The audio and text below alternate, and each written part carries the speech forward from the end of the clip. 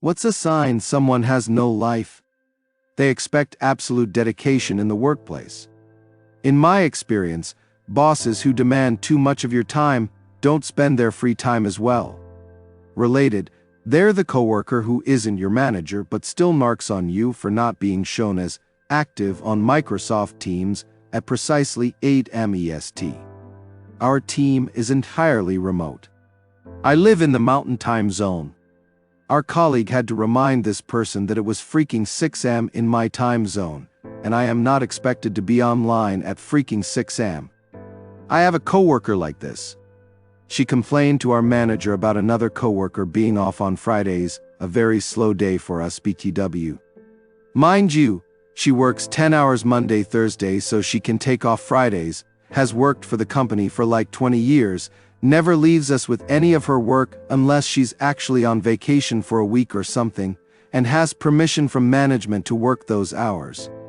But Christ, you'd think she was lazy piece of junk the way the other coworker complained, when their World of Warcraft character has its own Wikipedia page. Back when Final Fantasy Roman XI was big, a friend of mine created one of the most well-known guilds in the game. In a little over 3 years of real life, he had logged mere hours under a full year of game time. His wife left him over it. He lost his job because he was playing it instead of working. It was insane. They come into work on their day off when they get bored. I've known people who do this out of depression. They don't have anybody and are throwing themselves into work to not focus on it. It's really sad. One of the saddest things to me is bar regulars. I was meeting a friend at a bar and I got there early. There is a guy at the bar that is clearly a regular. The bartender goes, "Oh, I forgot to give you your birthday shot yesterday." He is in there every day, including his birthday. Nobody to even go out to dinner with on his birthday. It made me super bummed out. Also, I had a friend in high school and his parents were functioning alcoholics. Every day after work they would go to the same bar and get shit-faced. If I was over there, they would come home drunk, heat something up for dinner for their kids and go to bed. They weren't mean drunks or anything, but it was just sad. I lost touch with him, but somebody told me his dad had liver failure and wasn't eligible for a liver replacement. When they're worried about everyone else's business. Totally agree. When someone's constantly focused on everyone else's life, it's usually because they're not paying enough attention to their own. It's like they need drama to fill the emptiness. Why can't they just fill the void with booze like the rest of us? JK kinda. But very true.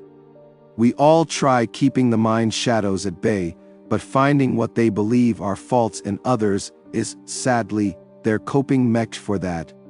Social media addiction. To be fair though, who doesn't suffer this these days? Even old grannies are stuck to their smartphones, posting daily updates on FB etc. I think that if we were really honest with ourselves, only a small minority of us would now admit that they don't suffer some degree of SM addiction. Well, there's addiction and there's addiction.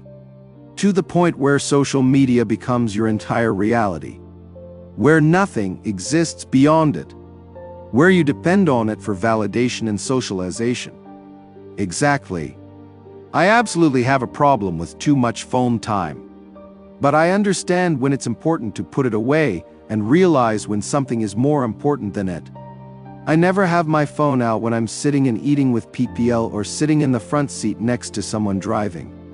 If I think something is nice, I might take a picture, but when I think something is really cool, I purposely won't take any. There are some moments that are so cool, it almost feels like it would be insulting to the cool moment to have my phone out. The universe wants me to look at this thing and just enjoy it for a few minutes lol. I started doing this when I realized that unless I'm looking for family photos or something, I almost never actually scroll through any of the pics I've saved from trips I've been on. Why would I take a 20-minute long vid of a fireworks show if I already know I'm never going to actually click on it later and watch it? I once dated a guy. We were sitting on the sofa watching a movie. Well, I was watching the movie. He had already seen it, and claimed he wanted to share the experience of watching it with me. But instead, he spent the whole movie playing some game on his phone. At one point, I leaned over to kiss him, and my movement blocked his phone screen. The face he gave me was just wow. Pure rage. Like, how dare I potentially ruin the outcome of his game with, human affection. He was 45 at the time. That's how you know. I bet it was Clash Royale 2 seconds and you probably lost the game. I feel like this is one of those questions where people judge others on why they believe someone has no life. It's all personal perspective. For example, I've been told I have no life. Me and my partner are hermits. As a general rule, we are misanthropes. We don't like people. We don't like going out to bustling places and partying and whatnot. When we have free time, we like staying in and playing video games. Some people think that is having no life. But we are very happy in our life and what we do. It all comes down to opinion. You are right.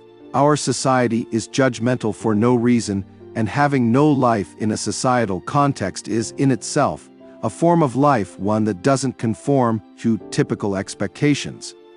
Just like how stillness is an action, choosing not to engage in certain social structures is still a deliberate choice.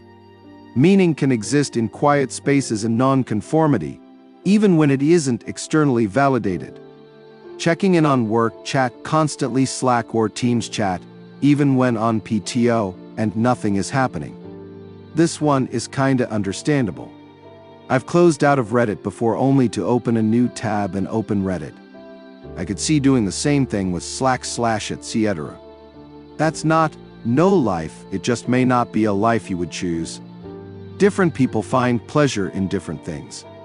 You are right, having no life in a societal context is, in itself, a form of life, one that doesn't conform to typical expectations. Just like how stillness is an action, choosing not to engage in certain social structures is still a deliberate choice. Meaning can exist in quiet spaces and non-conformity, even when it isn't externally validated. Their entire identity is their political stance. Their entire identity is like one or two things, and they're not really great things. Like if a woman's entire world is men, or if a man's entire world is their truck or whatever men are into. Their car? Tires? Their games? I don't know. Making rumors about innocent people and trying to convince others it's true. Avoid these people like the plague. Just massive hypocrites that are miserable. They seem proud of it too, which makes it even more pathetic. They repeatedly talk about politics on the internet. Did you know political rival bad, my team good? Let me interject this in a conversation that is not about other team, my team, or anything remotely related. Other team evil and Satan. My team savior of the country. Yes, this is a post about knitting a Pokemon plushie, but everything is political, and if you don't get sucked into my conversation, you must be evil and Satan sympathizers. Everyone's definition of no life is vastly different. What one considers life varies.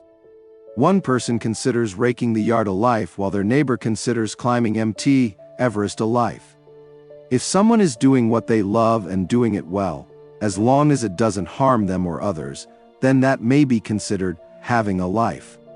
No one has a right to define for others what they think is having a life. I love flight tracking, listening to the scanner and online research, but many will tell me I have no life. Well, that's their definition of having a life. It's no different than you liking Law and Order and someone else liking Housewives of Beverly Hills. Don't ever let anyone tell you what you should be doing to have a life. Do what you love, and you'll always have a life. This one is completely obvious, but people tend to not pay any peace of mind to it until you see a person that smells like rotten cheese and eggs. Not showering doesn't affect yourself only, it affects everyone around you. General rule of thumb, if you can smell yourself or feel dirty for any reason, other than very specific situations, we can smell you too. A big sign might be when someone spends a lot of time obsessing over or criticizing other people's choices, hobbies, or lifestyles, instead of focusing on their own goals or happiness. It often shows they're lacking fulfillment or direction in their own life, and trying to fill that void with negativity or distraction.